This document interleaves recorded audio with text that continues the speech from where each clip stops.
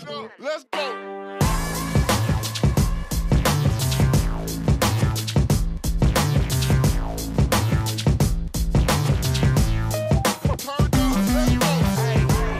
Já, sælverið kæru áhorfendur og velkomin í þennan þátt af taktíkinni. Við ætlum að færa okkur í handboltan, Ólís-deildin að byrja og við ætlum að fá til okkar fulltrúa bæði frá KA og Akureyri í þessum þætti.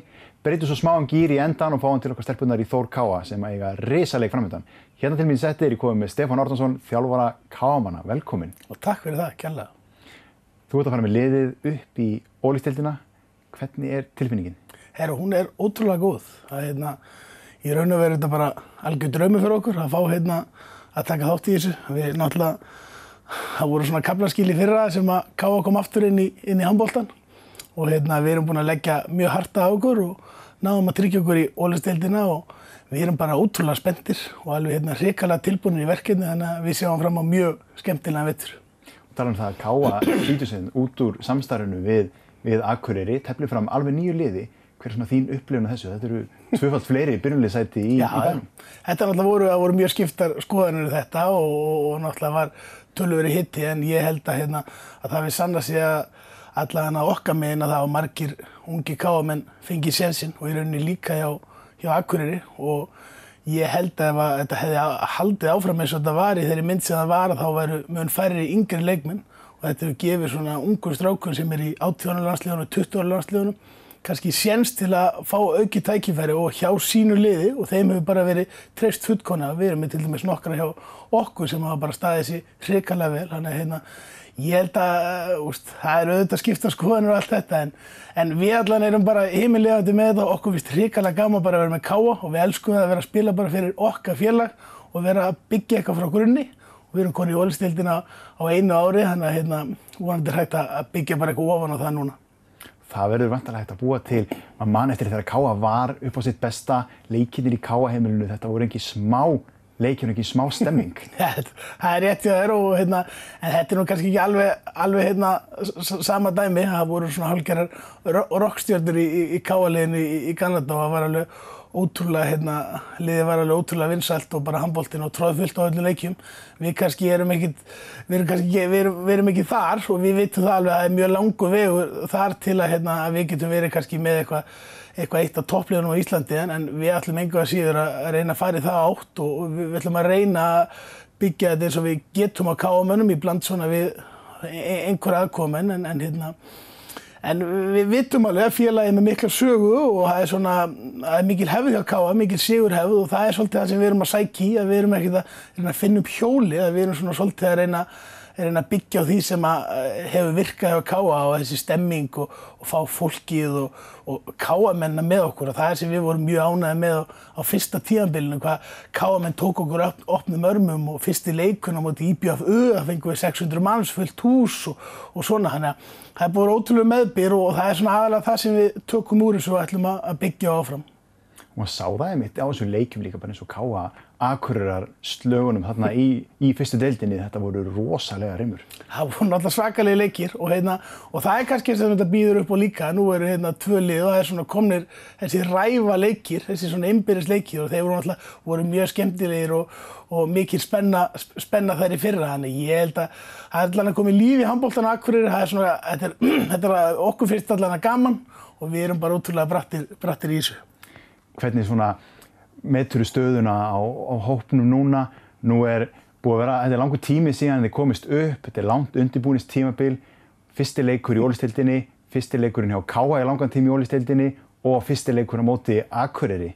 Þú þarft vantarlega ekkert að peppa menn upp eða gíra það mikið? Nei, það í rauninni hefði aldrei þurft að gíra menn upp fyrir kannski Ólís-deildina, að vera klárir leik. Við sáum það bara í maí þegar við tókum okkur 3 vikna frí eftir umspilið þegar við komumst upp og við tókum okkur smá hlé og við erum búin að æfa úrslitið síðan og strákarnir búin að leggja ótrúlega mikið á sig og svona og það er aldrei þetta kveikja eitthvað í þeim. Við séum allt í nú kom bara fyrsti leikur við Akureyri og það bara gefur þessu ennþá meira krydd og svona gerir þetta svolítið meira spennandi bara.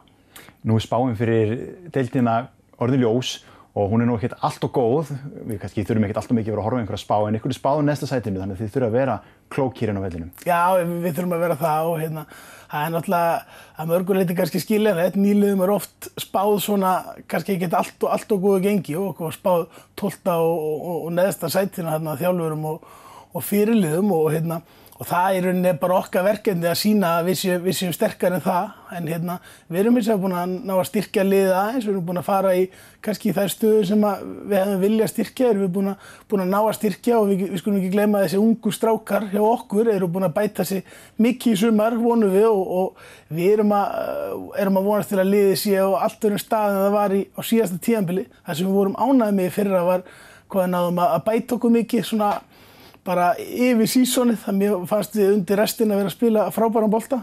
Þannig að vonandi getum við fyllt því eftir og þessi nýju leikmenn kannski komi og hjálpa okkur, en það er alveg klárt að við ætlum ekki að vera á þeim stað sem að spáin segir. Nei, alveg klárlega ekki. Það er ekki. En svona þegar maður horfir á þetta, það er mikill munur milli deilda, það eru landsliðsmenn að koma tilbaka í deildina, bara liðin sem er spáð eftir sætunum, þetta eru mjög sterk lið sem eru að fara að mæta.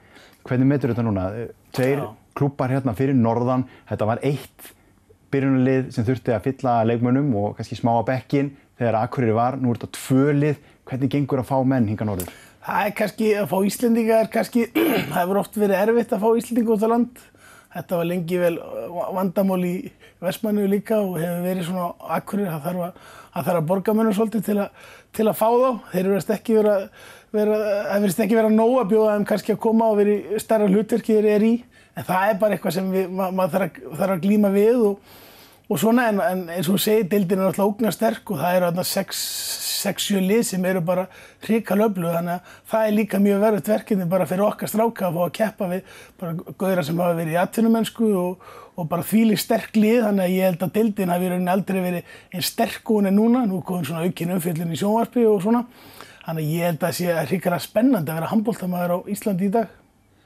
Fyrir þessa ungu leikmenn, þeir eru núna að taka fyrsta slaginn, margir hverjir í þessari deild, er ekki lykillinn svolítið að reyna að halda sér uppi svo þessi komið þetta tímabil sem eru konum með þá reynslun á baki fyrir næsta tímabil? Jó, ég held að það sé alveg mjög góð punktur og sjálfsögðu viljum við vera uppi og eins og ég segi, við erum að reyna að byggja upp ákveðið lið, við erum með marga stráka sem eru í svona yngri kantinum og höfum svolítið verið að reyna að fylla liðið með því, við fengum erum með 4 útlendinga með þeim, en restin er bara KA-menn, margir hverjir ungir og þetta er náttúrulega hópur sem við viljum kannski svona festa þessi sessi í orðistildinni og náttúrulega geta bara unni með því að við sjáum það alveg fyrir okkur á einhverjum árum getum við farið ennþá ofar og við erum líka að reyna að taka í rauninni bara allt starfið, reyna að setja allt starfið kannski á næsta level, yngri flokkana og einmitt svona þessi félagshugsun og fá svona stuðningi með og